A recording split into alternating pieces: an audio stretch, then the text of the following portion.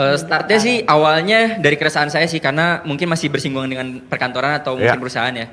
Jadi ada case-nya ketika ada karyawan yang misalkan keluar tapi tanpa ada one more notice, dia tiba-tiba keluar sendiri gitu. Jadi kayak tanpa ada pemberitahuan ke HR-nya gitu.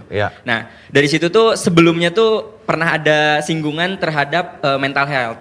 Nah jadinya saya jadi pengen lebih tahu perihal mental health ini apakah ada indikasinya untuk orang-orang yang kena mental health tapi yang jarang kita tahu gitu. Jadi mungkin untuk bisa mencegah hal-hal ini terjadi lagi tuh mungkin bisa kita praktekkan di lapangannya langsung gitu. Kritis Bagus nanyanya, keren kali ini. Keren.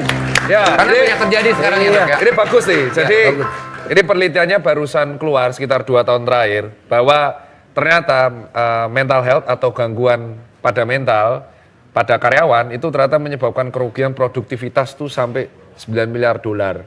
Tuh ya, Om. Jadi dan gangguan mental ini kan semakin pasti dibandingin zaman saya enak kok.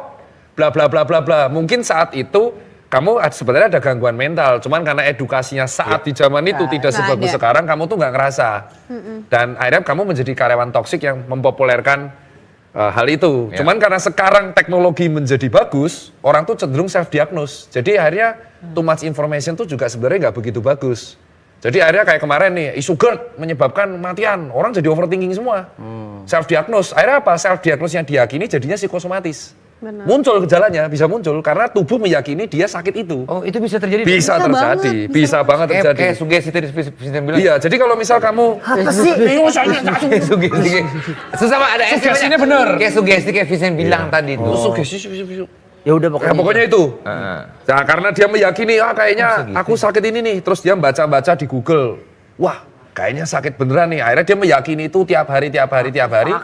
Tubuh meyakini itu, akhirnya jadi sakit beneran. Itu jadi psikosomatis. Tapi betul bahwa gangguan mental itu sangat mengganggu produktivitas di kantor di era sekarang karena too much information. Salah satunya sosial media.